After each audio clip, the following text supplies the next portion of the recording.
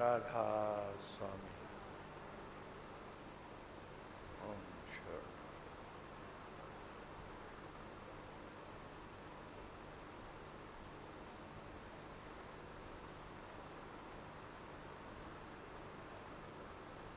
गुरु नानक देव जी महाराज के शब्द तुमने सुने।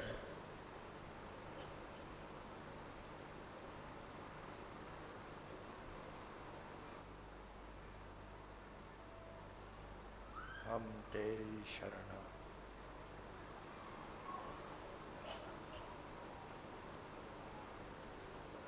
हम तेरी शरण।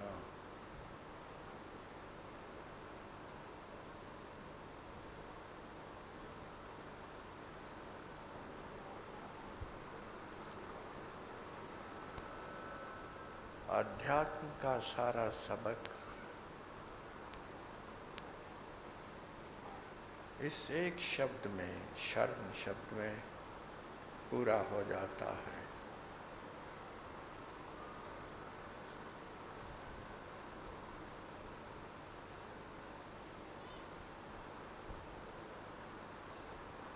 जहाँ तुम शरण में हो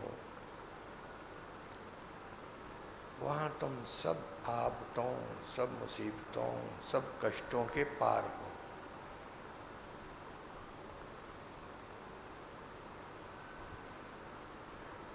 जहाँ तुम शरण में हो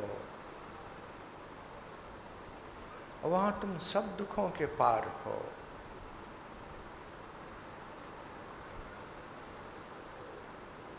मेरे देखे दुख का एक ही कारण बनता है कि इंसान शरण में नहीं है। शरण में नहीं है तो धक्के मिलते हैं, तो धक्के खाता है, तो पिसता है दो पाटों के बीच में, तो दुख भी आएगा, तो ठोकरें भी लगेंगी, तो हर प्रकार की यातनाएं, उन यातनाओं को उठाना होगा। फिर चीखना चिल्लाना नहीं चाहिए। जब शरण में नहीं हो तो हवा के तेज झोंके तुम्हें हिलाएंगे, तो तूफान आएंगे और गिरेंगे तुम्हारे ऊपर, क्योंकि तुम शरण में नहीं हो। तुम सपाट बाहर खड़े हो,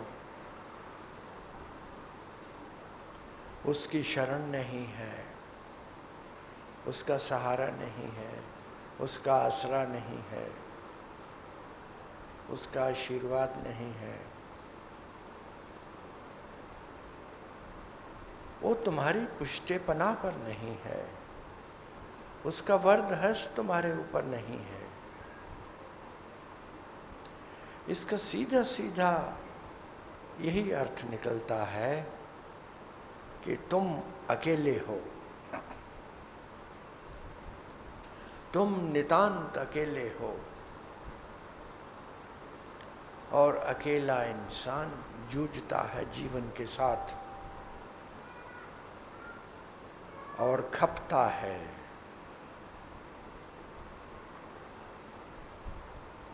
और अकेले खपता है, सारे भार जीवन के स्वयं उठाता है। कोई दूसरा तुम्हारी मदद के लिए नहीं है, कोई दूसरा तुम्हारी सहायता के लिए नहीं है। और जहाँ तुमने शरण ली वहाँ तुम सब आपदाओं से बच गए। जहाँ तुमने शरण ली वहाँ तूफानों से बच गए, झंझावातों से बच गए, कांटों से बच गए, टूटने से बच गए और जीवन की आपाधापी से भी बच गए।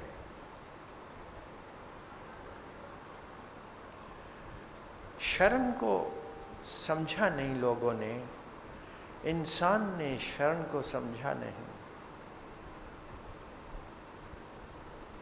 ऊंचे से ऊंचा सबक है शरण में जाना, शरण ले लेना।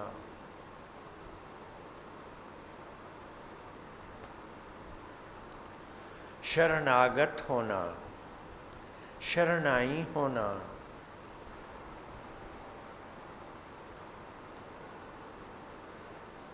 ये बहुत ही मुश्किल काम है, सबसे मुश्किल काम ये है। और मैं कहूँ तो सबसे आसान भी यही है। मुश्किल तुमने बना दिया, तुम्हारे अहंकार ने बना दिया, जो तुम्हें झुकने नहीं देता, जो तुम्हें शरण में जाने नहीं देता, जो अपनी चलाए रखता है। मैं दूर क्यों जाऊं, मेरे अपने आसपास ही बहुत दुनिया है, लोग हैं। मैं बोलता रहता हूं हवाओं में, कोई सुनने वाला नहीं।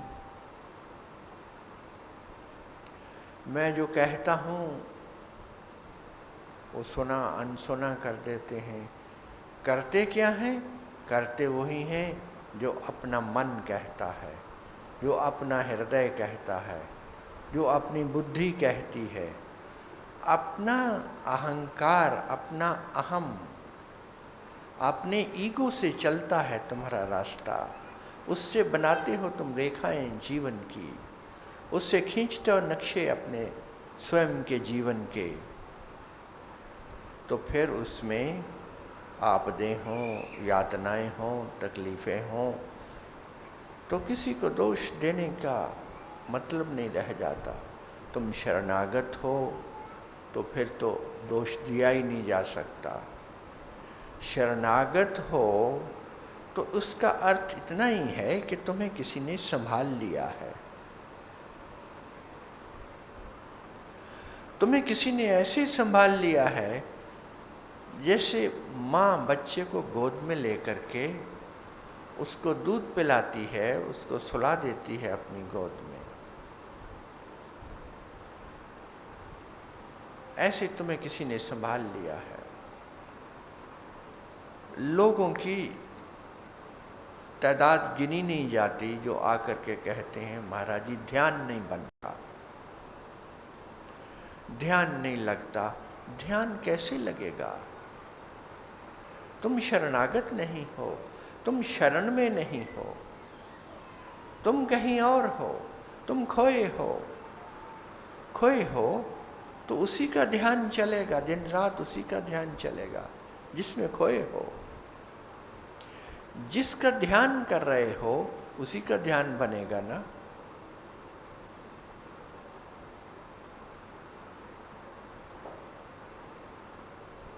शरण, सारी प्रकृति शरण में है। प्रकृति का एक एक कण शरण में है। शरण में है तो सुखी है, शरण में है तो चिंताओं से पार है।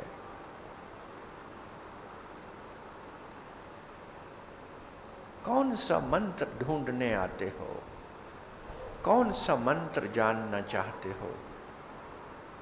एक शब्द में मंत्रों का मंत्र तुम्हें कई बार दिया है। शरण, शरणागत, शरण में होना, शरण में जाना। अंतरात्मा से सब छोड़ करके, अगर सब संभाल रखा है अपनी बुद्धि में, अपने मन में, अपने चित्त में, तो शरण न जा पाओगे। अगर बोझे उठा रखे हैं तो शरण न जा पाओगे।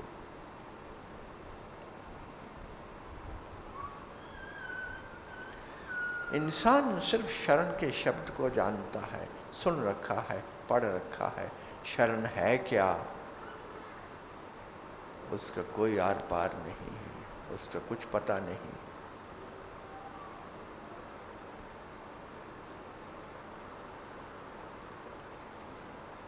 कह दिया हम तेरी शरणाई, हम तेरी शरणा।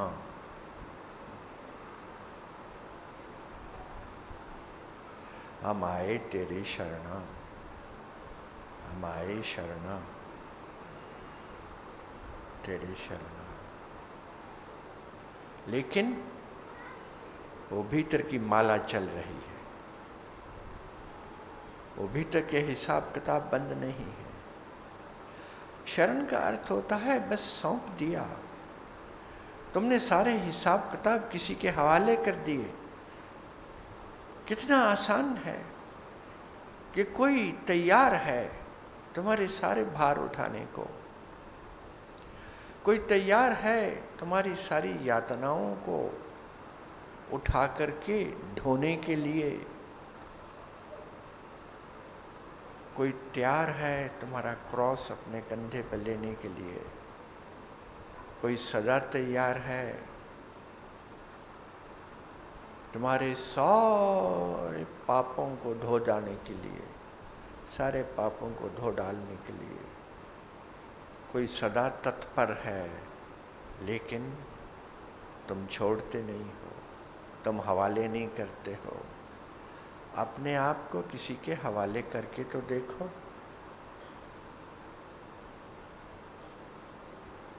अपने आप को किसी के हवाले करके तो देखो। जीवन में क्रांति घटित होगी, जीवन में क्रांति घटित होगी। इंसान क्या है? मैं देखता हूं तो लगता है कि एक अंधेरे कमरे में बाहर निकलने का रास्ता ढूंढ रहा है। ऐसा ही तो इंसान है। अंधेरा है, कमरा बंद है, और वो भी अंदर चक्कर लगा रहा है, चारों तरफ चक्कर लगाता है, टक्करें मारता है दीवारों से, द्वार नहीं मिलता है, बाहर जाने का रास्ता नहीं मिलता है, रोशनी नहीं मिलती है, अंधेरा ही अंधेरा है। और वो खपता है, और वो जूझता है, और वो लड़ता है, दीवारों से ही लड़ता है, अपने आप से ही लड़ता है, टक्करें मारता है, ठोकरें खाता है। अंधेरा है, कुछ दिखाई नहीं देता।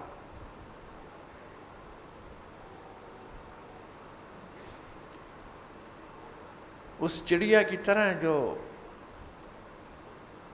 किसी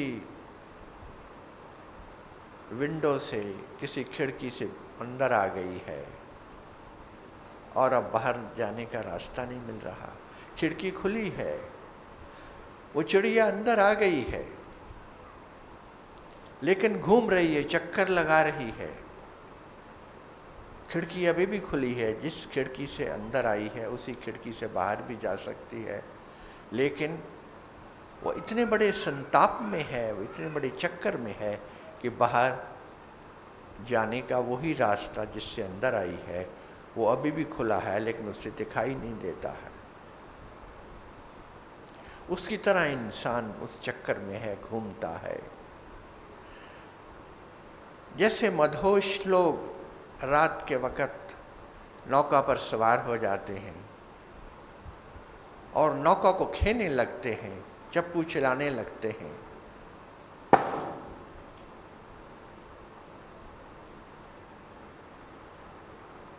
चप्पू चलाने लगते हैं, लेकिन उस नौका को खोलना ही भूल जाते हैं। वो रस्से से बंधी है, खूंटे से बंधी है किनारे के साथ,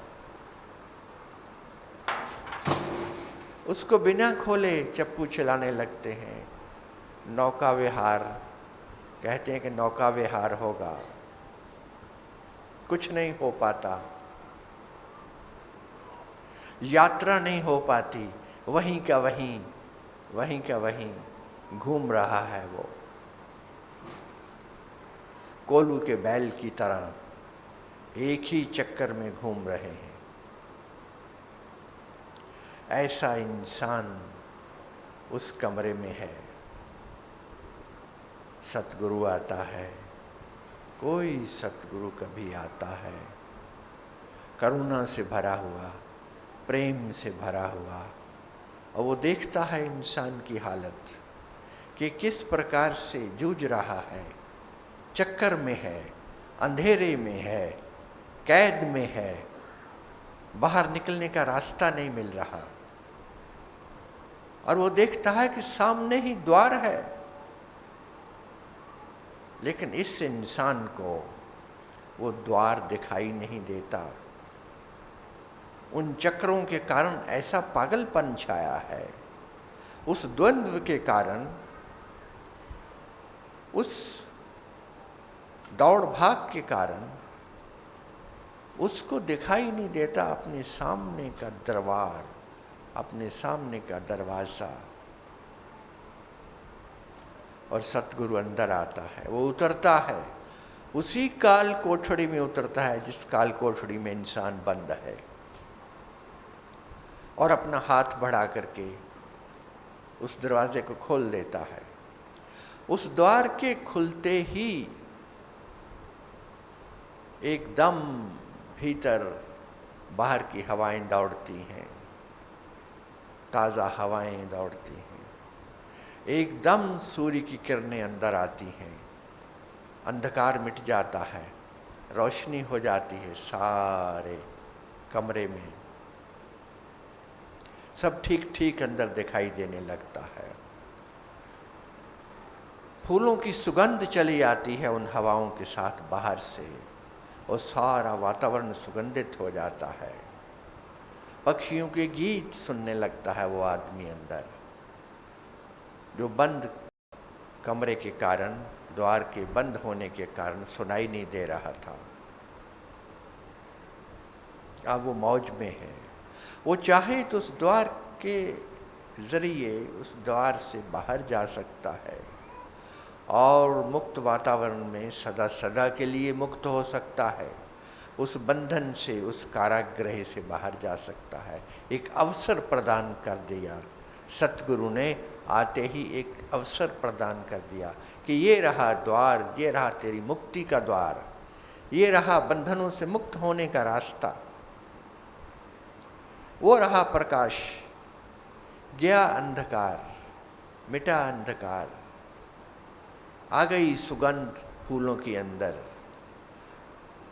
संगीत से भर गया, पक्षियों के संगीत से भर गया सारा वातावरण।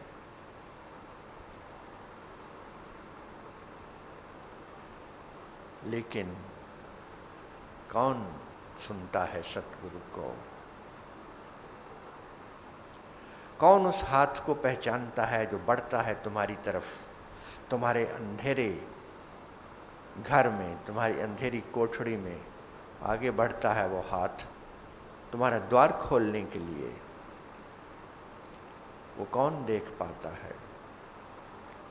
ऐसी ही अवस्था को देख करके किसी सतगुरु कबीर साहब ने कहा होगा, रहना नहीं देश वीराना है, रहना नहीं देश वीराना है। ये जो देश है, क्या करना यहाँ रह करके? ये काली कोठड़ी, ये कारागृह, यहाँ रह करके क्या करना है? बाहर निकलने का रास्ता कोई बताने वाला हो तो तुम इसी काली कोठड़ी में रहते हुए बाहर हो सकते हो। इस सारे अंधकार से हमेशा हमेशा के लिए छुटकारा पा सकते हो। ये जो दौड़ भाग चल रही थी, ये दौड़ भाग तुरंत थम सकती है, तुरंत शांत हो सकती है। रहना नहीं देश वीराना है। ये देश बेगाना भी है और वीराना भी है। क्या है यहाँ? वीरानगी ही वीरानगी है, वीरानगी ही वीरानगी है। जन्म के बाद सिवाय मृत्यु के और कोई घटना ही नहीं घटती यहाँ। यही एक सत्य है, यही घटता है। इससे पहले कि वो घड़ी आ जाए, इससे पहले कि वो अंतिम घड़ी आ जाए, तुम बाहर हो सकते हो, तुम इन सब यातनाओं से बाहर हो सकते हो। ये संसार कागज की पुड़िया, बूंद पड़े घुल जाना है। क्या है ये संसार? कागज की पुड़िया, कागज का बना हुआ, और एक बूंद पड़ती है और सब मिट जाता है, सब चला जाता है। एक बूंद ही काफी है उसको मिटाने के लिए। ये संसार कांट की झाड़ी, उलझ पुलझ मरी जाना है। क्या है यहाँ? क्या पाते हो? दुख के सिवाय क्या पाया? आज से कई साल पहले संतान मांगने आए थे, संतान नहीं थी कोई, संतान हो गई, तो आज फिर आए हो कि महाराज जी क्या करें, पीछा छोड़ाओ। उसी संतान से तुम पीछा छोड़ाना चाहते हो, वही संतान तुम्हारे रोग और शोक का कारण बन गई है। तुम्हें धक्के मिल रहे हैं।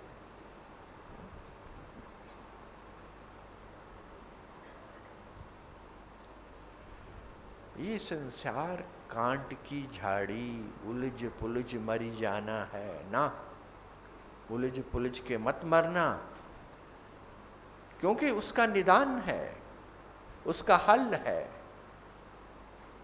और वो करुणा से भरा हुआ, वो परमात्मा का स्वरूप, वो करुणा से भरा हुआ, वो प्रेम से भरा हुआ, तुम्हारे लिए प्रेम से भरा हुआ, दया से भरा हुआ, वो तुम्हारी तरफ बढ़ता है, आता है, तुम्हारी तरफ आता है, और तुम उसकी शरण में चले जाते हो, तो जीवन बदल जाता है, तो जीवन में बहार आ जाती है। उसी जीवन में, वही जीवन जो कांट की झाड़ी था, जिसमें उलझ पुलझ रहे थे, उसी का स्वरूप बदल जाता है। ये संसार झाड़ और झांखड़, आग लगे बरी जाना है। क्या है ये? झाड़ी तो है, कब आग लग जाए, कब जल जाए सब, कब मिट जाए सब, कुछ पता नहीं, और चला जाए सब, जाना ही है। आग नहीं लेके जाएगी, मौत लेके चली जाएगी। एक दिन तो सबने जाना है, सब कुछ जाना है। हर चीज, हर शय जो आज है, जो आज दिखाई दे रही है, उसने जाना है। कहत कबीर सुनो भाई साधो, सतगुर सतगुर रूप ठिकाना है।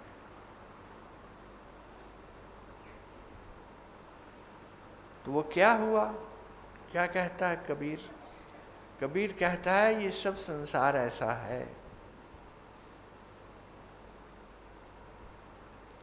एक सतगुरु ही ठिकाना बचता है। वही एक ठिकाना है जिस ठिकाने में लग जाने से तुम बच जाते हो।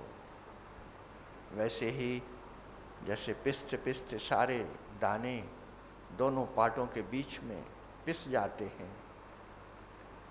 सब दाने पिस जाते हैं चक्की के भीतर, सिर्फ वो दाना बचता है जो कील के साथ लग जाता है, जो शरण में चला जाता है, जिसको ओट मिल जाती है, जिसको सहारा मिल जाता है, वो बच जाता है।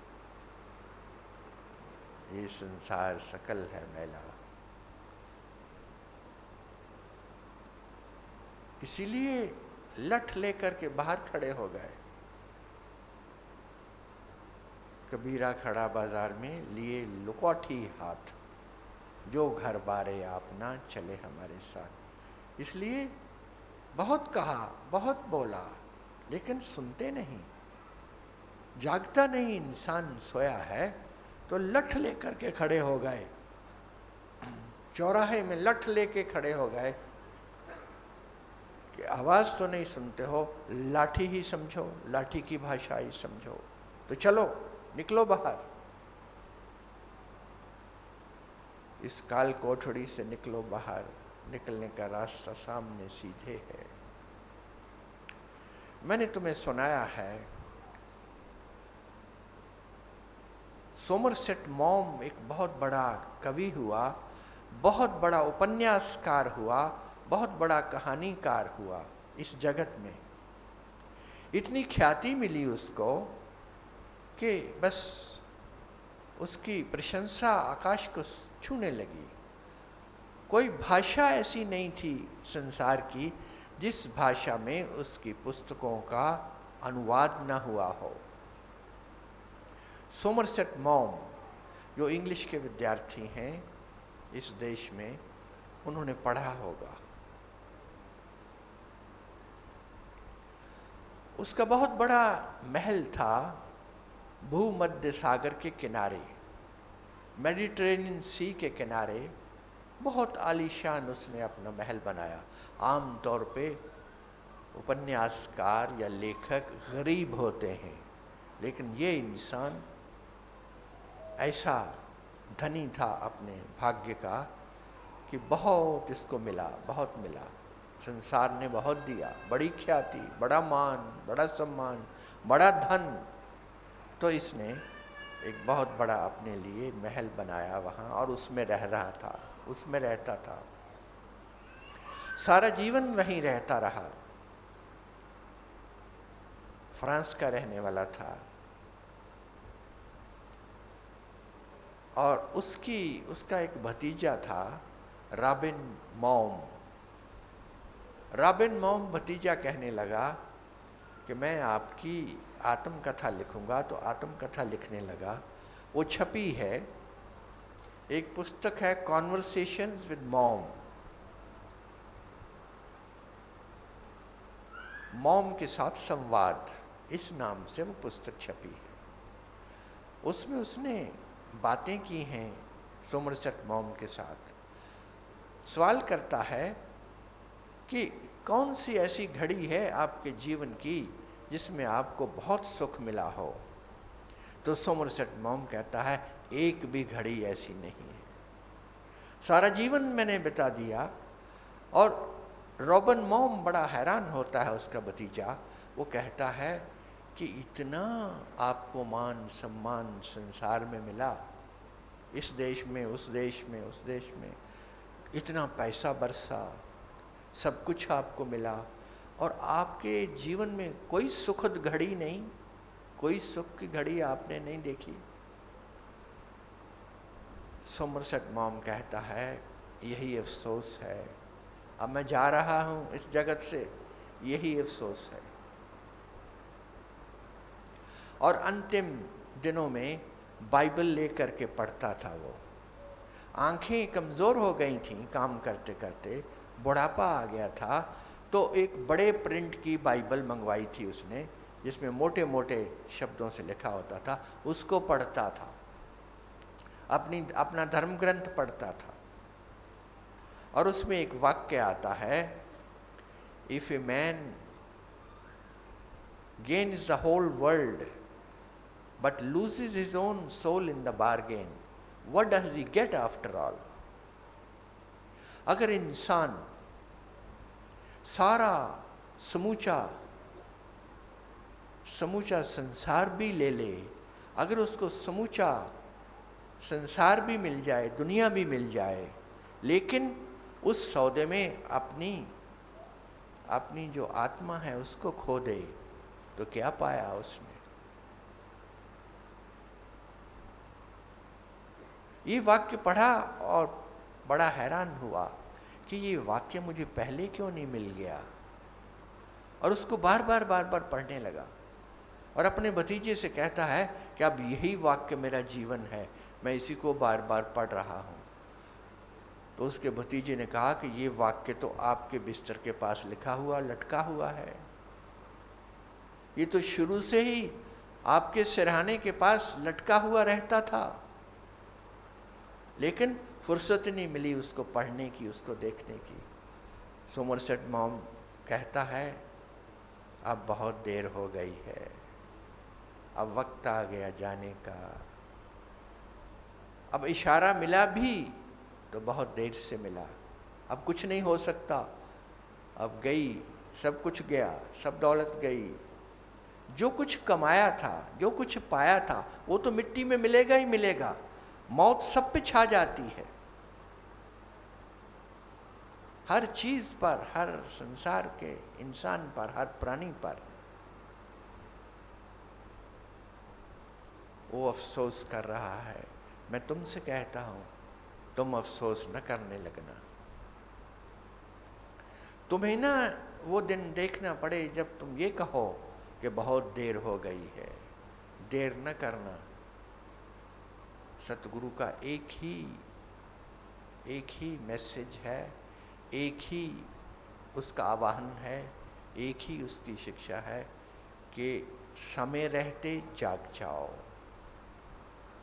देर न हो जाए। एक युवक लामा को मिलने जाता है तिब्बत में। तिब्बत में एक लामा है, एक साधु है, उसको मिलने जाता है और तुरंत जाकर के उससे प्रश्न करता है कि मुझे ज्ञान देना है, ज्ञान दीजिए मुझे। वो लामा कहता है कि आपने नियम का पालन नहीं किया। नियम वहाँ ये है कि साधु के पास जाकर के, उसके सानिध्य में बैठ करके ज्ञान लेने से पहले, बात करने से पहले उसके 3 चक्कर लगाओ और फिर उसके चरणों में झुको, प्रार्थना करो और फिर उससे बात करो। फिर सामने बैठ करके उसका सत्संग लो, उससे प्रश्न करने के हकदार बनते हो।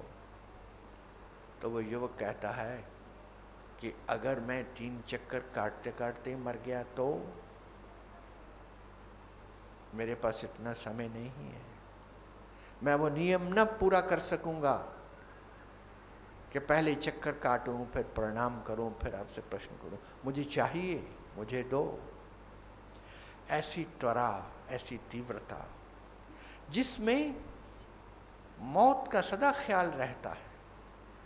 साधक वही है, संसार के रास्ते पे चल रहे हुए साधक हो या संसार के बनाने वाले के रास्ते पे चल रहे हो, एक ही रास्ता है दोनों का, दो नहीं है।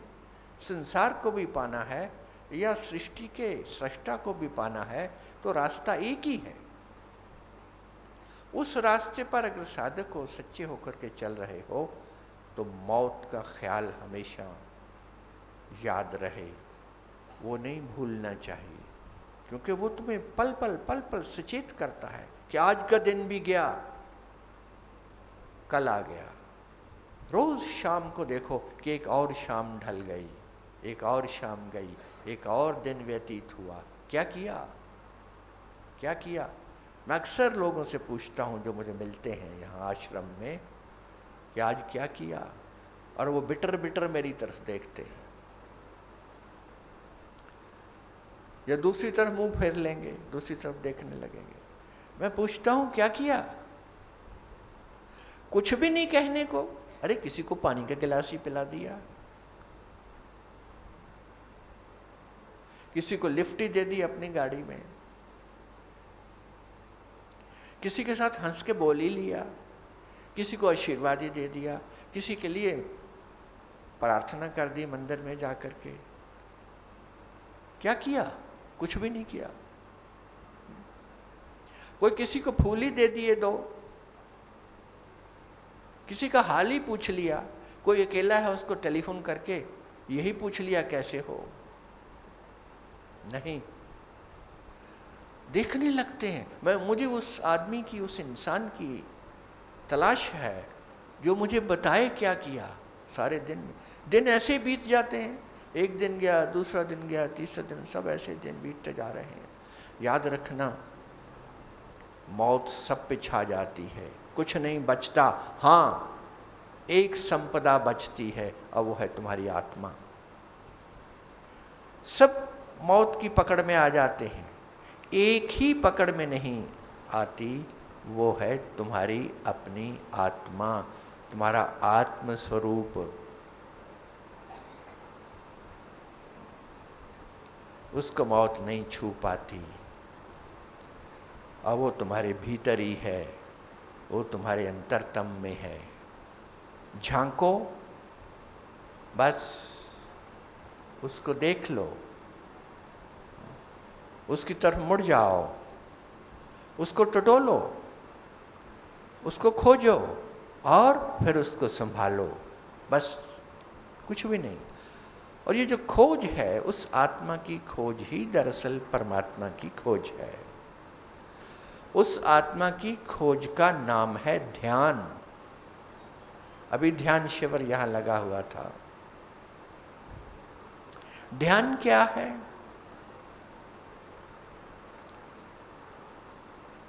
बताते बताते बताते बताते ये समय आ गया। ध्यान क्या है? ध्यान का पहला कदम है शरीर का बोध गया, मन गया, संसार गया। बस ये तीन चीजें गई। ध्यान का अर्थ है शरीर का बोध गया, न शरीर का बोध रहा, न संसार का बोध रहा, न मन रहा। वो ध्यान का पहला कदम है। संत चले दिस ब्रह्म की तज जग व्यवहारा। संत क्या करता है? वो ब्रह्म की दिशा में जाने के लिए जग व्यवहार छोड़ देता है। जग को नहीं छोड़ना है। जब मैं कहता हूं कि छोड़ दिया, संसार छोड़ दिया, जब तुम ध्यान में बैठते हो, बैठते ही मन गया, शरीर गया, संसार गया, अपने आप से कहा करो और छोड़ दो। संसार को छोड़ने का अर्थ है, जग को छोड़ने का अर्थ है जग का व्यवहार गया। संत चले दस ब्रह्म की, संत चले दिस ब्रह्म की तज जग व्यवहारा। जग के व्यवहार को छोड़कर, जग का व्यवहार क्या है? तेरा मेरा, आसक्ति, ममत्व, ममता, मोह, ये है जग।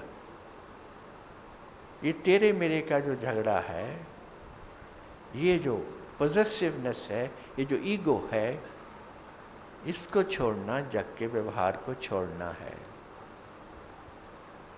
और दूसरा कदम है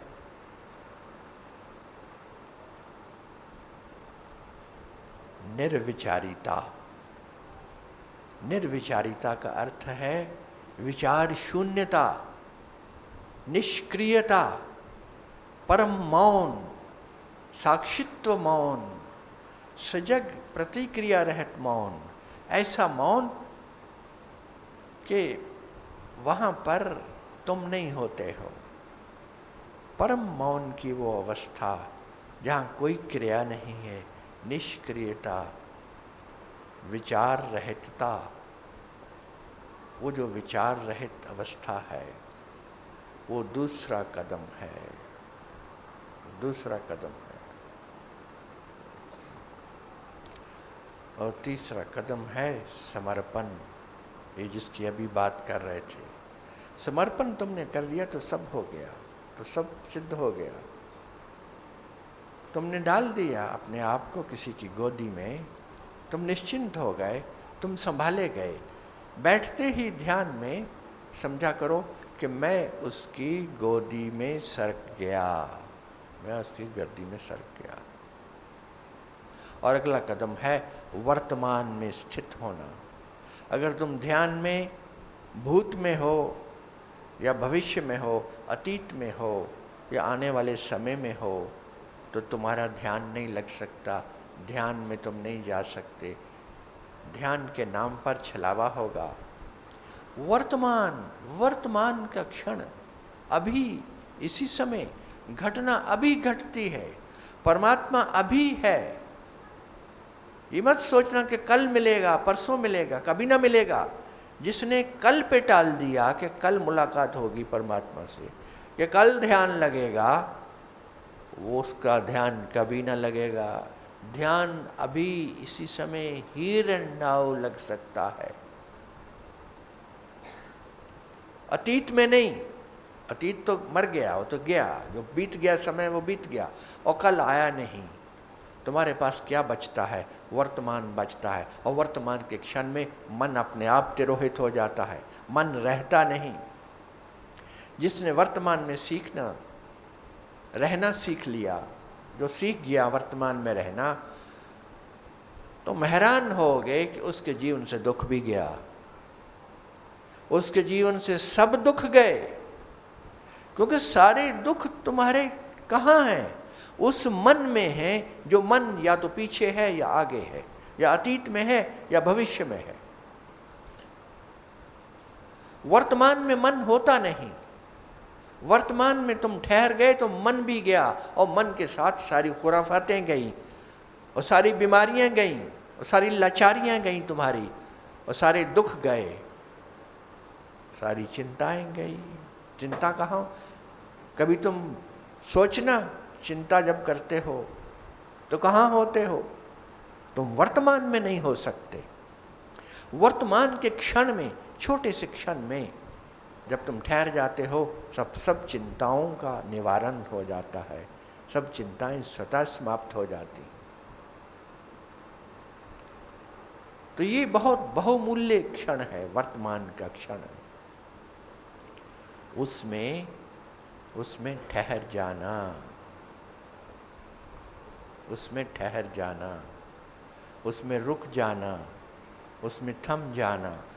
हर दिन ये एक अभ्यास करो कि जब भी मन डोले, मन पीछे जाए, आगे जाए, मन कहानियां बनाने लगे आगे आने वाले वक्त की, मन पिछले अफसाने खोलने लगे, स्मृतियों में खो जाए पीछे की, या सपनों में खो जाए आने वाले वक्त की, तो उस वक़्त सचेत हो जाना, सचेत हो जाना, और दोनों को काट देना, पीछे को भी, आने वाले को भी, और वर्तमान के क्षण में ठहर जाना।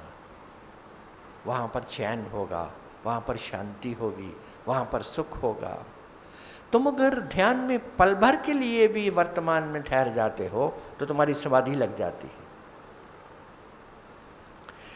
मैंने बहुत बोला है इस पर, और बार बार कहा है, लेकिन इंसान फिर घूमता है, वो चक्कर से बाहर आता ही नहीं, उस चक्कर से बाहर नहीं आता। उस चक्कर से बाहर आते ही शांति है, सुख है, आनंद है, और वो है वर्तमान के क्षण में। तुम खो रहे हो अपने जीवन को, पीछे मुड़ मुड़ के और आगे झांक झांक करके वर्तमान को तुम खो रहे हो, और दरअसल तुम्हारे पास वर्तमान ही है। जब भी जीवन तुम्हें जीना है, वर्तमान में जीना है। जब भी जिंदगी जियोगे, जब भी श्वास लोगे, जब भी खाना खाओगे, जब भी किसी से प्रेम करोगे, किसी से नफरत करोगे, जब भी संसार में चलोगे, वर्तमान होगा, वो वर्तमान में ही संभव होगा। खोया खोया इंसान इसीलिए असफल रहता है जीवन में। असफल इसलिए रहता है कि वो वर्तमान में है नहीं। अगर वर्तमान में तुम ठहर जाओ तो तुम्हारी सारी शक्तियां तुम्हें उपलब्ध होंगी, और तुम असफल हो ही नहीं सकते। तुम पूर्ण रूप से सफलता को प्राप्त हो गए, तुम्हें हानि हो ही नहीं सकती, लाभ ही लाभ होगा, और तुम्हारे काम बनने लगेंगे। वर्तमान ही जिंदा है, बाकी सब मरा हुआ है। दोनों मरे हुए हैं, भूत भी भविष्य भी। केवल वर्तमान है, और उसी में परमात्मा का अवतरण होता है, उसी में तुम्हें जिंदगी मिलती है, उसी में तुम्हें संसार मिलता है, उसी में सृष्टि मिलती है, उसी में सृष्टा मिलता है। वर्तमान के क्षण में तुम होते ही नहीं, कभी होना जानते ही नहीं, तो कैसे लगेगा ध्यान? तो कैसे ध्यान में होंगे? बार बार अभ्यास करो इसका।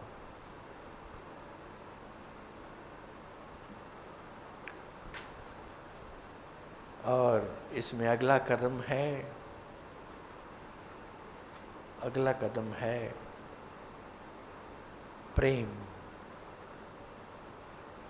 प्रेम।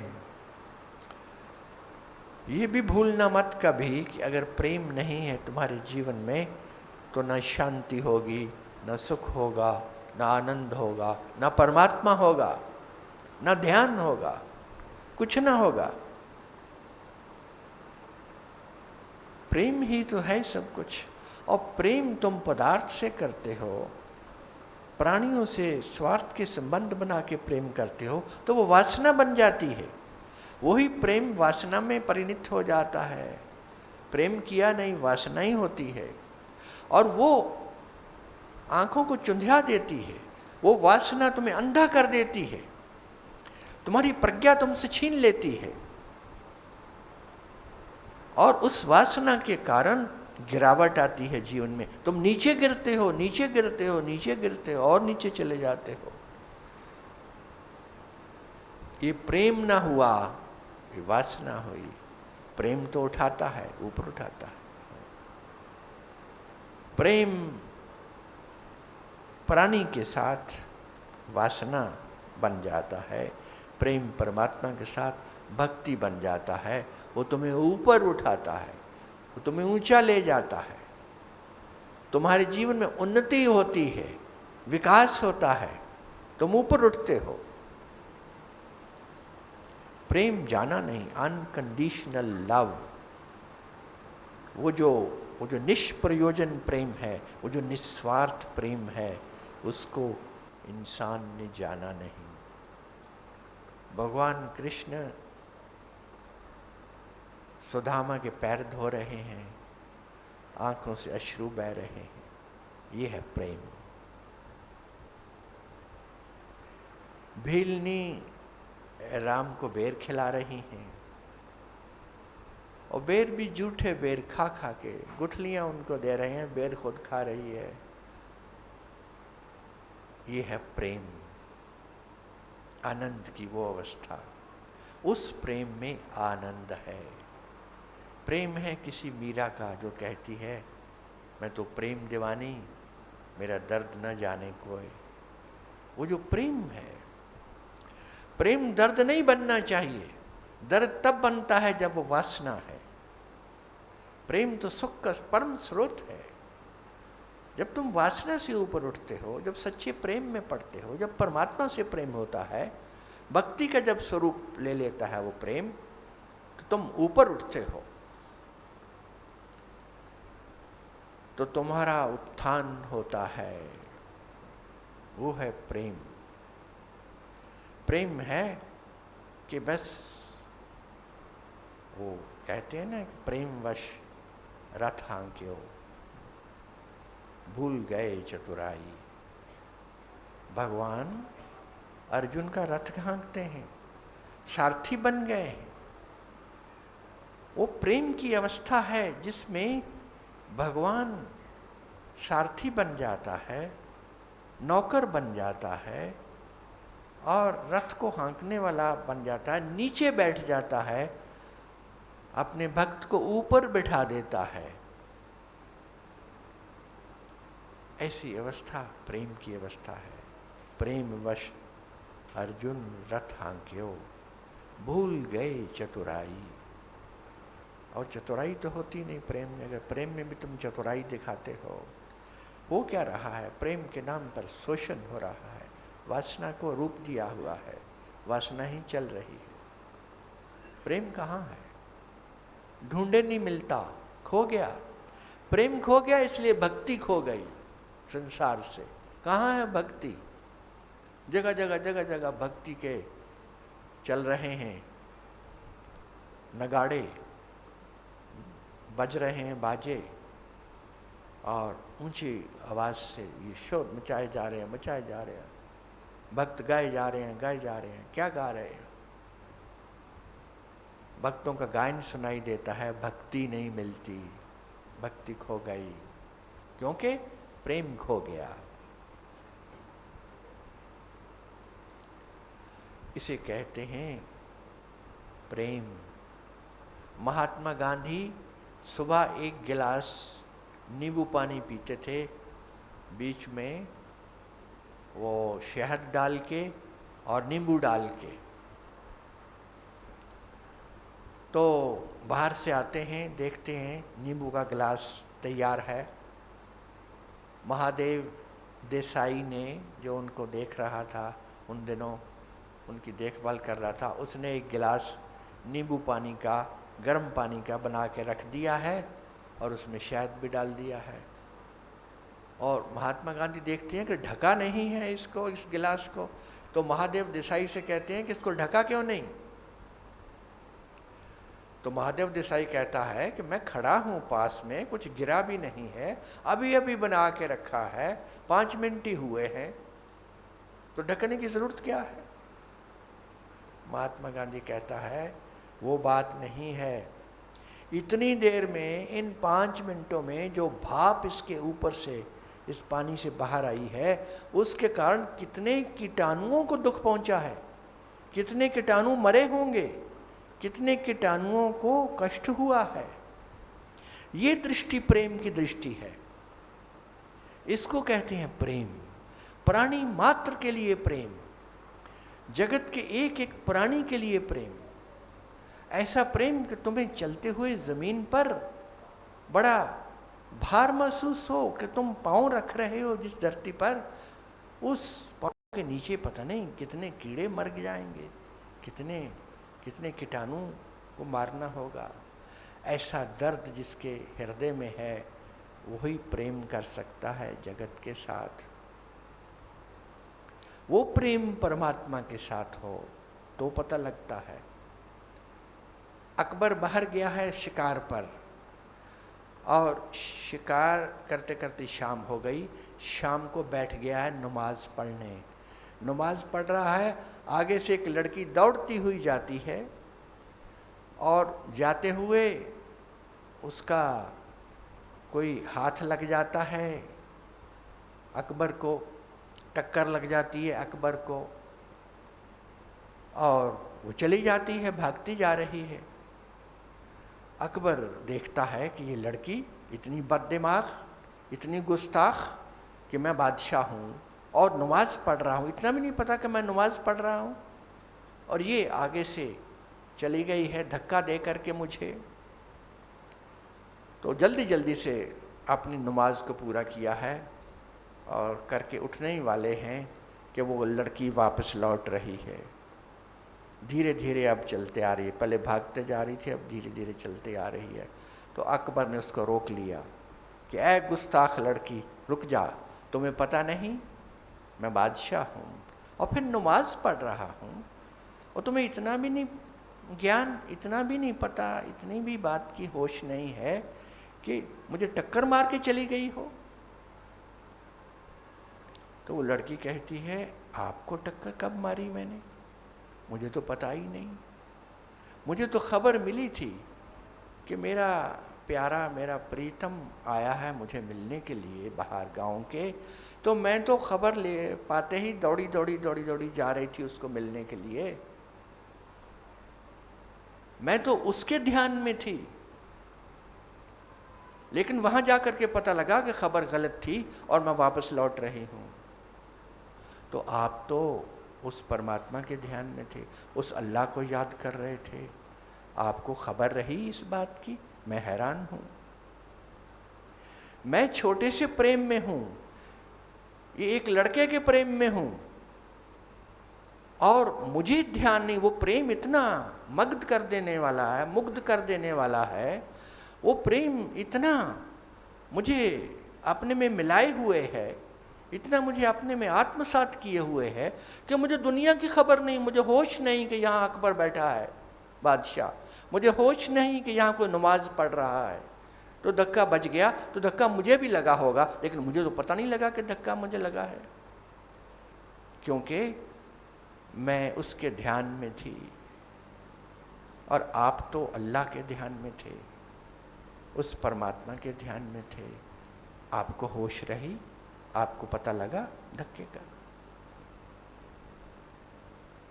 अकबर ने अपनी आत्मकथा में लिखवाया है कि उस दिन मैंने जाना कि मैंने अभी तक अपने अल्लाह को इश्क करना भी नहीं जाना। तभी तो बुल्ले शाह कह उठता है ना कि हाजी जाते हैं उसमें, वो जाते हैं मक्का, हाजी लोग मक्के नू जान, असी जाना तख्त हजारे, जिस वल यार उसे वल काबा, भावें खोल किताबां चारे। और बुल्ले शाह ने ठोकर मारी है। बुल्ले शाह ने एक बड़ा ज़बरदस्त धक्का दिया है उन लोगों को जो किताबों में खोए हैं, शास्त्रों में, चारों किताबें, चारों वेद,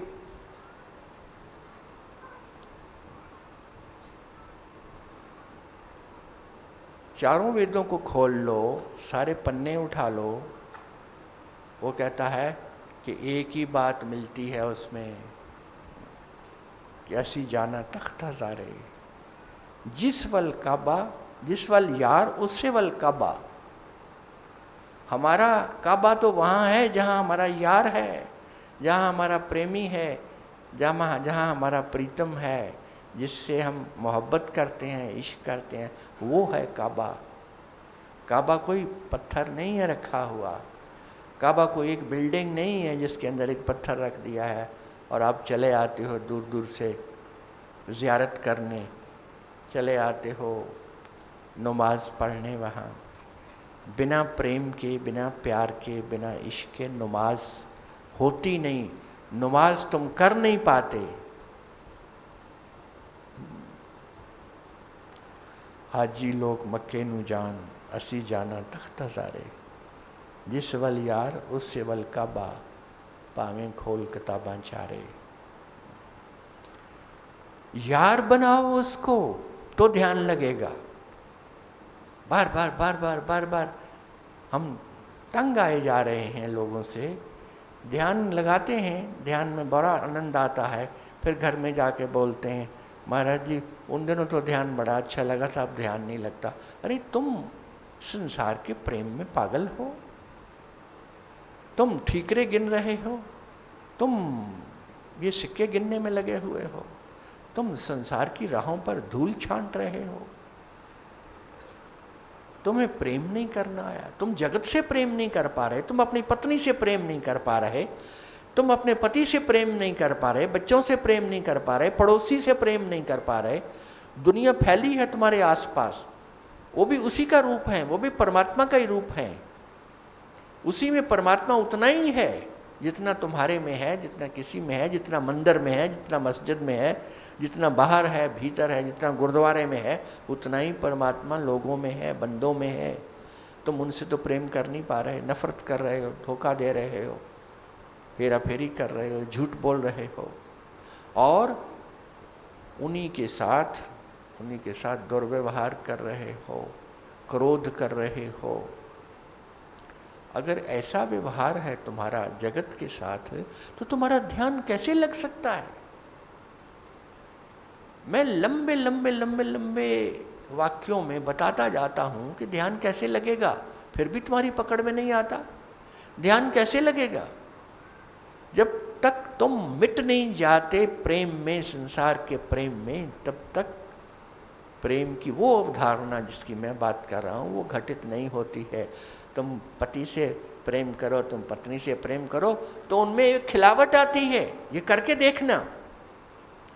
प्रेम एक ऐसा जादू है कि अगर निस्वार्थ प्रेम, सच्चा प्रेम तुमने अपने परिवार से किया है, बच्चों से किया है, तो उनमें कोई बीमार नहीं हो सकता, उनमें कोई अस्वस्थ नहीं हो सकता, बीमारी नहीं आ सकती, उनके काम बनने लगेंगे, उनके काम बिगड़ेंगे नहीं। अगर तुम सच्चा प्रेम करते हो अपने पति से, और पति अपनी पत्नी से सच्चा प्रेम करता है, तो तुम सुंदर होने लगोगे, तुम खूबसूरत होने लगोगे, तुम्हारे अपने ऊपर खूबसूरती आएगी, दूसरे पे जिससे प्रेम करते हो उस पर खूबसूरती आएगी, स्वास्थ्य आएगा तुम्हें, और तुम्हें जीवन मिलेगा, तुम्हारे बाहर के काम बनने लगेंगे। जगह जगह जगह जगह तुम जाते हो, फेल होके आ जाते हो, असफल होके आ जाते हो। सब असफलताएं, सब फेल्योर्स तुम्हारे समाप्त हो सकते हैं अगर एक ही सबक, प्रेम का ही सबक अगर तुम्हारे जीवन में आ जाए।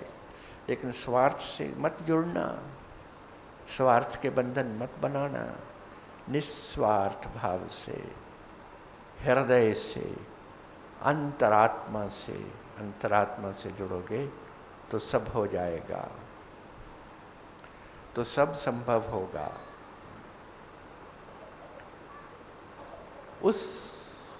प्रेम की धारणा। तो मैंने तुम्हें ये कदम सारे बताए। और फिर प्रतीक्षा, प्रतीक्षा भी करना बहुत ज़रूरी है। इस रास्ते पर मैं शुरू किया था आत्मा की खोज, आत्मा की खोज पे, वही जिस पे मृत्यु नहीं आती, जो सब छीनने के बाद भी बचा रहता है, तुम्हारा अपना धन, अपनी संपदा, उसकी खोज पे निकले थे हम। और तुम्हें बताया कि उसकी खोज का नाम है ध्यान, और ध्यान घटता है इन कदमों को पूरे करने से, और उसमें है प्रतीक्षा। प्रतीक्षा का अर्थ है कि संतोष, धैर्य, उतावलापन तुम्हें बैठने नहीं देगा। उतावलापन तुम्हारे ध्यान में रुकावट बनेगा। उतावलापन कहीं भी होगा, सब्र नहीं होगा तो कुछ नहीं होगा। वो तो रुत आए फल होत, रुत आएगी। जैसे पेड़ों पर रुत आती है तो फल आते हैं, उसी तरह से तुम्हारे जीवन में भी वो घटना तभी घटेगी जब घटनी है। तुम धैर्य से बैठ जाओगे तो वो घटेगी, वो अपने आप घटेगी। लेकिन तुम अधैर्य हो जाओगे, तुम असंतोष से भर जाओगे, तुम कौतूहल पैदा कर दोगे, तुम उथल पुथल पैदा कर दोगे, तो क्या होगा? तो क्या होगा? तो सब छिन जाएगा, कुछ ना होगा। प्रतीक्षा करो। तुमने बीजों को देखा कभी? धरती में बीज दबो देते हैं, दबा दिया धरती के नीचे। अब वो बीज उतावला नहीं है अंकुरित होने के लिए, फूटने के लिए। वो बीज वहां नीचे दबा हुआ है, निश्चिंत प्रतीक्षा में है, वर्षा की प्रतीक्षा में है कि कब वर्षा आएगी, मेरे ऊपर पड़ेगी और मुझे फूटने का अवसर मिलेगा। उस मौसम की प्रतीक्षा में है वो बीज। उस प्रकार की प्रतीक्षा तुम्हारे जीवन में होनी चाहिए कि आएगा, आएंगे लिए गंध के केतु, रंगों के बादल, सपनों के चिरजीवी सेतु। तुम प्रतीक्षारत रहना, तुम ज्योति को जलते रखना, तुम चुपचाप रहना। वो आएगा, वो वक्त आएगा, बहुत जल्दी आएगा। और जिसने संतोष करना सीख लिया, जिसके जीवन में धैर्य आ गया, जो प्रतीक्षारत है, उसके जीवन में कुछ टाइम लगता ही नहीं, समय ही नहीं लगता, तुरंत घटना घट जाती है। इन पेड़ों को देखो, पहले नंगे थे ये, अब भर गए हैं पत्तों से। इनका सब छिन जाता है, ये चुपचाप खड़े हैं। ये प्रतीक्षारत हैं कि कब बहार आएगी और कब हम लग जाएंगे पत्तों से और फूलों से और फलों से, कब हम लग जाएंगे। ये चिल्लाने नहीं लगते। ये आम अब तुम देख रहे हो पेड़ों के ऊपर लगे हुए, ये बहुत देर, पूरा साल इंतजार करने के बाद ये आम लगे हैं। और तुम पल भी इंतजार नहीं करते, तुम चाहते हो कि रात से पहले पहले कुछ हो जाए। हो सकता है रात से पहले पहले भी हो सकता है, अगर तुम प्रतीक्षारत हो। अगर तुम्हें प्रतीक्षा करना आ गया तो तुरंत घटती है वो घटना। और आखिरी कदम इसमें है सतगुरु की कृपा। सतगुरु की कृपा, उस परमात्मा की दया के बगैर, उसकी कृपा के बगैर कुछ भी नहीं हो सकता। ये भी याद रखना। गुरु कृपा ही केवलम, सहजो कार्य संसार के, गुरु बिन होत नाही। हरि तो गुरु बिन क्या मिले, समझ ले मन माही। हरि को मिलना चाहते हो, ये संभव होगा उसके द्वारा जो मिल चुका है उससे, जो पा चुका है मंजिल को, जो जा चुका है उस रास्ते पर, जो स्वाद चख चुका है, जिसने ले लिया स्वाद उसका पूरा, जिसने पूरा पा लिया है। अभी तुम शब्द सुन रहे थे ना, ये हमारी बहनें शब्द गा रही थी कि वो पूरा पूरा गुरु पाई है, पूरा। इसके दो अर्थ हैं। एक अर्थ तो है कि पूरे को पाना है, जो पूरा है, जो खुद पूरा हो गया है, उसको पाना, उसकी शरण में जाना। और दूसरा ये है कि उसको पाना है तो आधा अधूरा मत पाना, पूरे का पूरा पाना। झुकते भी हो तो बड़ी नजाकत से झुकते हो, एहसान करते हो कि झुक रहे हो। पीठ में दर्द है तो मत झुको, नीचे नीचे जाने में संकोच है, लोग भी देख रहे हैं, कोई बात नहीं, झुकना नहीं आता मत झुको। झुकना है तो फिर ऐसे झुको कि बस मिट गए, बस मिट गए, सब अहंकार तिरोहित हो गया, सब अस्मिता चली गई तो झुक गए। पाने का अर्थ होता है कि उसको पूरे का पूरा अपने भीतर आत्मसात कर लो। ढूंढो, इसलिए मैं कहता हूं कि पहला कदम होता है कि ढूंढो उसको जो परिपूर्ण है, स्वयं उसी का रूप बन करके, उसी परमात्मा का रूप बन करके जो उतरा है इस जगत में, और वो हर समय होता है। अब परम दयाल को मिल गया, मानव दयाल को मिल गया, संसार के सब दयालों को मिल गया, सब गुरुओं को मिल गया, सब संतों को मिल गया, सब साधुओं को मिल गया, सब असाधुओं को भी मिल गया, तुम्हें क्यों नहीं मिल सकता? वो है, वो हर समय है। तुम्हें मिल जाए जहां, बस वहीं झुक जाना। फिर वो पल्लू न छोड़ना, फिर वो दरगाह न छोड़ना, फिर वो चरण न छोड़ना। फिर श्रद्धा पूरी। लोगों की श्रद्धा टूट टूट जाती है, टूट एक काम बन जाए तो श्रद्धा मजबूत हो गई, दूसरे दिन काम उल्टा हो जाए तो बस श्रद्धा गई भाड़ में, और जिस पे श्रद्धा थी वो भी गया भाड़ में।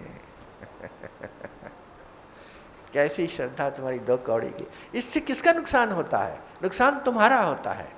जिस पे श्रद्धा रखी है उसका क्या बिगड़ा? उसका तो कुछ नहीं बिगड़ता, तुम करो ना करो। और अगर वो असली है, अगर वो सच में पूरा है और वो तत्ववेता संत है, वो पहुंचा हुआ है, तो उसको कोई फर्क नहीं पड़ता तुम्हारी श्रद्धा अश्रद्धा का। तुम श्रद्धा करो तो अपने फायदे के लिए, ना करो तो अपने नुकसान के लिए।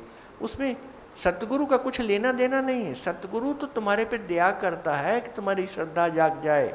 वो तो करुणा से भरा होता है और वो चाहता है कि तुम्हारे भीतर श्रद्धा का जन्म हो तो तुम्हारा जीवन संवर जाए, तुम उठने लगो। वो तुम्हारे कारण करुणा से भरा हुआ है, तुम्हारे लिए प्रेम से भरा हुआ है, इसलिए वो आता है, बोलता है, करता है, तुम्हें झकझोरता है।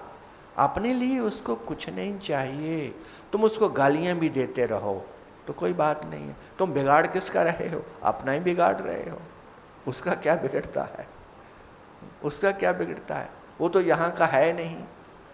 उसको तुम गालियां देते रहो, उसके ऊपर तुम थूकते रहो, उसको तुम उसकी निंदा करते रहो, उससे तुम अपना नुकसान कर रहे हो। सतगुरु को दया आती है तुम्हारे ऊपर कि तुम क्यों अपना बिगाड़ रहे हो। सतगुरु तो चलो बुरा है, खराब है, तुमने कहा वो बड़ा खराब है, मेरी कोई श्रद्धा नहीं, मैं नहीं करूँगा उस पर श्रद्धा, तो चलो तुमने छोड़ दिया उसको। लेकिन तुम गाली दे के, बुरा कह करके तुम अपना नुकसान क्यों कर रहे हो? तुम अपना दोहरा नुकसान कर रहे हो, तिहरा नुकसान कर रहे हो। तुम बाज आओ इन चीज़ों से।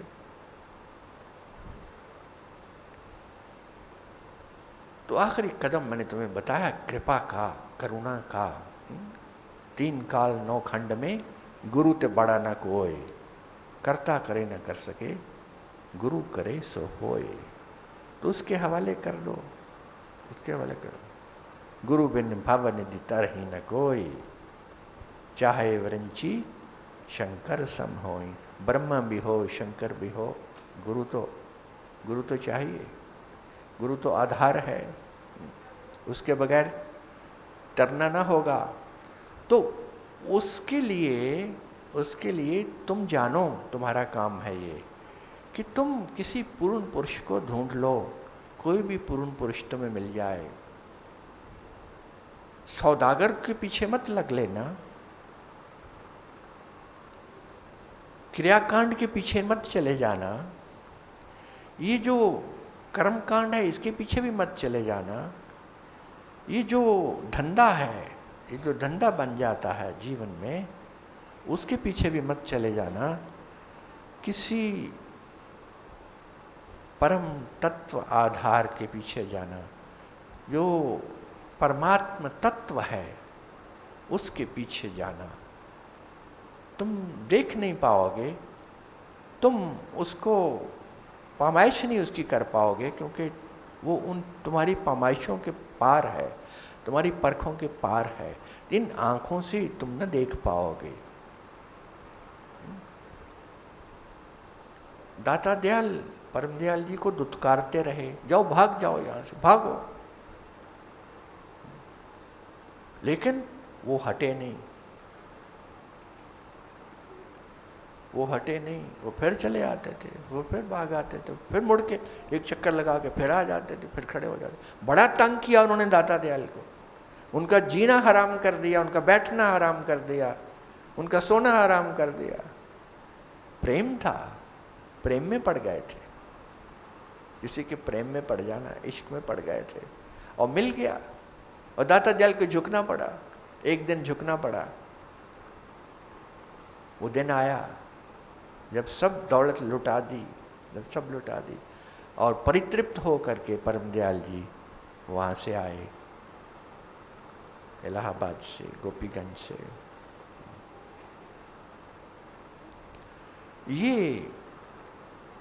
ये सतगुरु की महिमा वही जानता है जिसके जीवन में सतगुरु का, सच्चे सतगुरु का अवतरण हुआ हो और जिसकी श्रद्धा हिमालय की तरह अटल हो। उसी ने जाना। उसके जीवन में भी झंझावात आए, क्योंकि कर्म है। ये मत समझना कि सतगुरु मिल गया तो बस अब सब पापों से मुक्ति हो गई। हाँ, पापों से मुक्ति होती है, लेकिन ऐसा समझ के मत चलना।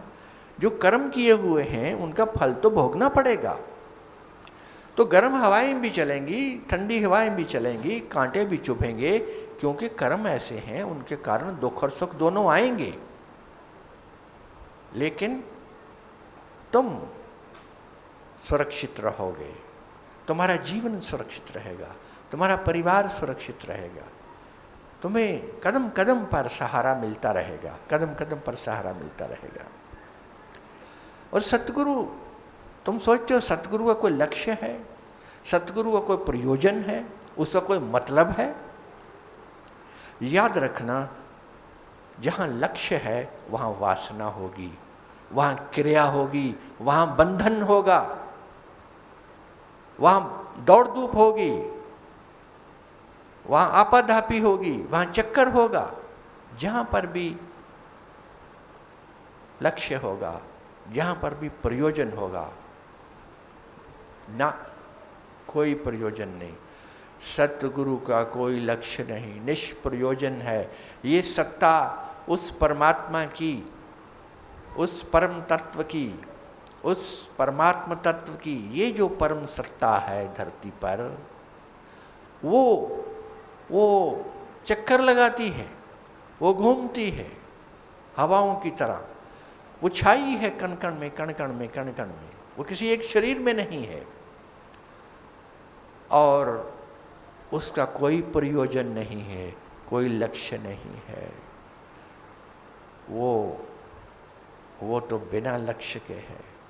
क्या लक्ष्य है? माँ का बच्चे से प्रेम करती है, माँ बच्चे से प्रेम करती है, उसका क्या लक्ष्य है, क्या प्रयोजन है?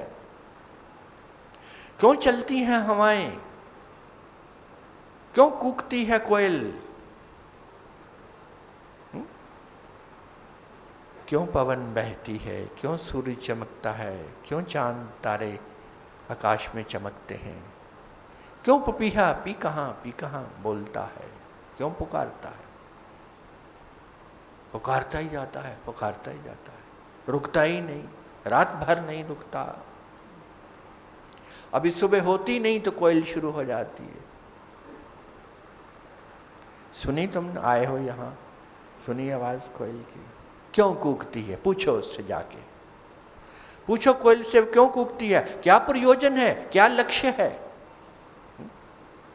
वो पत्रकार आए थे बहुत साल पहले मेरे पास, महाराज जी आपका क्या प्रयोजन है, महाराज जी आपका क्या लक्ष्य है, क्या करना चाहते हो।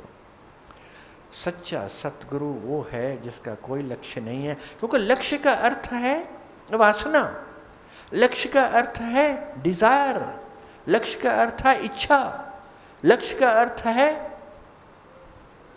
कि कामना, दौड़ धूप, क्रिया, और क्रिया का अर्थ है बंधन, वहां बंधन होगा,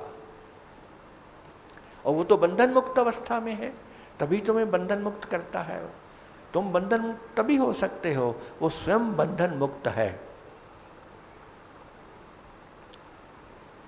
इस प्रकार से वो फिर क्यों बोलता है तुम्हारे भीतर आकर के, बीच में आके क्यों आता है तुम्हारे साथ, क्यों रखता है सर के ऊपर हाथ, क्यों वो भी रो देता है तुम्हारा दुख देख करके। वो करुणा से भरा हुआ आता है, वो प्रेम से भरा हुआ है, उसकी एक ही भाषा है, करुणा, दया, कृपा, प्रेम। वही वो जो शक्तियां हैं करुणा की, वो उसे खींच लाती हैं। इसलिए तुम्हें दुख में देख नहीं सकता, तुम्हें सबक देता है, तुम्हें शिक्षा देता है, तुम्हें दीक्षा देता है, तुम्हें रास्ता बताता है, तुम्हारा हाथ पकड़ के ले चलता है। कोई प्रयोजन नहीं उसका, वो केवल तुम्हें दुख से बाहर करना चाहता है कि तुम दुखी न रहो। वो करुणा से भरा हुआ है, वो प्रेम से भरा हुआ है, वो आनंद से भरा हुआ है। अब कोयल कूकती है, अपने आनंद में कूकती है, उसका आनंद है, उसकी मस्ती है। और तुम अगर ना भी मुझे सुनने वाले हो, तब भी मैं बोलता हूं, तब भी मैं सुनाता हूं, मैं तुम्हें नहीं सुना रहा हूं। तुम ना भी हो इस हॉल में तो दीवारें सुनेंगी, तो हवाएं सुनेंगी, तो आकाश सुनेगा, तो धरती सुनेगी, तो सब सुनेंगे। सुनने वाले यहां मौजूद हैं। मैं सुनाने के लिए नहीं बोलता हूं, मैं अपने आनंद में बोलता हूं। ये मेरा आनंद है, ये मेरी मस्ती है, ये उसका हुक्म है, ये उसका फरमान है, ये उसी की मौज है, उसी की मौज में सब ये हो रहा है। और सतगुरु में तुम होते हो तो तुम्हारे पाप सारे धुल जाते हैं, ये भी बता दूं। तुम्हारी भूलें सारी क्षमा हो जाती हैं, वो क्षमा कर देता है। उसके पास क्षमा के सिवाय और है ही कुछ नहीं। दंड तो वो दे नहीं सकता, तो क्या होगा, क्षमा करेगा।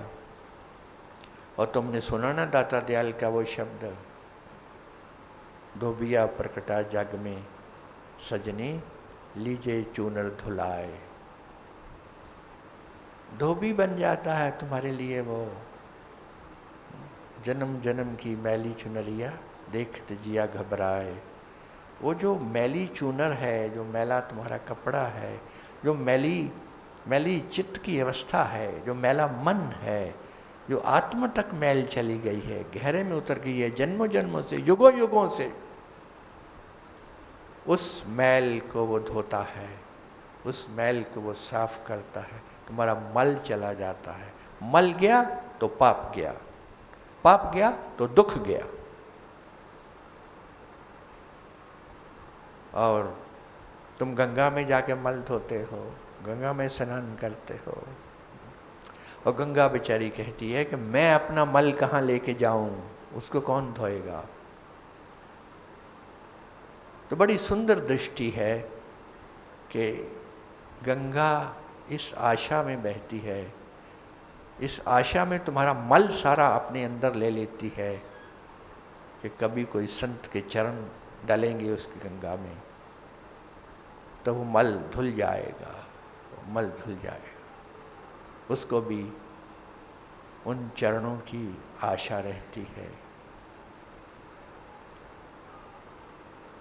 इंसान के मल कितने भी गहन हो, कितने भी पुराने हों, वो सब धुल जाते हैं, कुछ नहीं रहता, वो सब साफ हो जाते हैं। तुम निर्मलतम हो जाते हो, पूर्ण निर्मल अवस्था में हो जाते हो।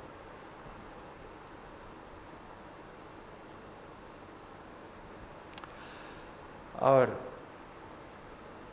एक और दृष्टि से भी तुम्हें कहता हूं कि प्रेम, सतगुरु से प्रेम करोगे तो श्रद्धा का जन्म होगा। मैं नहीं कहता किसी शरीर से प्रेम करो, मैं कहता हूं सतगुरु से प्रेम करना। सतगुरु कौन है? सतगुरु वो है जो परमात्मा का प्यारा है। परमात्मा के प्यारे को ही हमने सतगुरु कहा है। तुम किसी के पुत्र को प्यार करो, प्रेम करो, तो उसके बाप को सुख मिलता है, तो उसके पिता को सुख मिलता है। उसका पिता तुम्हारे वश में आ जाता है अगर उसके पुत्र से तुम प्रेम करने लगो। गाय को अपने पीछे लगाना हो तो गाय का बछड़ा उठा के चल दो, गाय पीछे पीछे पीछे पीछे चली आएगी तुम्हारे। संत भी परमात्मा का पुत्र है, परमात्मा की संतान है। तुम्हारा उससे किया हुआ प्रेम सीधा परमात्मा को उपलब्ध होता है। जिस दिन से तुमने सतगुरु से प्रेम की, विशुद्ध प्रेम की, निष्प्रयोजन प्रेम की भावना बना ली, वो रिश्ता बना लिया, उस दिन से परमात्मा तुम्हारे पर फूल बरसाने लगता है कि तुमने उसका जो बहुत प्यारा है उसको तुमने प्रेम दिया, उसको तुमने प्यार किया। मुझे याद है इंदिरा गांधी जब प्रधानमंत्री थीं तो उसको खुश करने के लिए, उनकी खुशामद हासिल करने के लिए राजनेता, ये जो घूमते हैं जिनको तुम वोट देते हो, ये राजनेता अक्सर उनके बच्चों संजय और राजीव को प्यार करना का नाटक करते थे। नाटक ही कहूँगा, इंदिरा गांधी को दिखाने के लिए कि हम आपके बच्चों से बहुत प्रेम करते हैं, बच्चों से प्रेम करते हैं। राजीव के और संजय के साथ एक प्रकार से प्रेम का दिखावा करते थे और इंदिरा गांधी वाकई उनको अच्छा समझती थी, बस में आ जाती थी, इंसान है। ये फार्मूला सदा काम करता है, लेकिन उस तरह से मत करना जिस तरह से राजनेता करते हैं, बनावटी। सच्चा प्रेम करना, और सच्चे प्रेम करने का अर्थ है कि तुम परमात्मा के प्यारे हो गए, उसके साथ तुम्हारा प्रेम हो गया। वो है सतगुरु। भाई कोई सतगुरु संत कहावे, नैनन अलख लखावे। कोई सतगुरु संत कहावे, कोई एक जो करोड़ों में होता है, उसका लड़ पकड़ना, उसका हाथ पकड़ना। मंजिल दूर नहीं है, मंजिल बहुत पास है, मंजिल पास से भी पास है, सुख पास से भी पास है, आनंद बहुत पास है। सब कुछ दूर है तुम्हारे से, एक ही चीज पास है, वो है आनंद, वो है आनंद। तुम दूर दूर भागते हो, तुम दूर दूर भागते हो, सब दूर दूर से बटोरना चाहते हो, दूर दूर से इकट्ठा करना चाहते हो। क्यों इकट्ठा करना चाहते हो? कि आनंद मिलेगा, और आनंद तुम्हारे पास है, तुम्हारे पास से भी पास है। बस जहां तुमने इन मूल बातों को अपने चित्त में उतार लिया, वहां तुम्हारे जीवन में आनंद स्वतः घटने लगेगा, अपने आप उतरने लगेगा। तुम आए हो, मैं सबको आशीर्वाद देता हूं अपना। सब सिद्ध पुरुषों का आशीर्वाद तुम तक पहुंचाता हूं। मेरा आशीर्वाद तो है ही है, जहां जहां तक दृष्टि जा रही है, जहाँ जहाँ तक मैं देख सकता हूँ, जहाँ जहाँ तक मैं अनुभव कर सकता हूँ, जहाँ जहाँ तक मैं महसूस कर सकता हूँ, वहाँ वहाँ तक मैं तुम्हें आशीर्वाद देता हूँ। सुखी रहो, खुश रहो, आनंदित रहो, तुम्हारा कल्याण हो। सबको राधा स्वामी।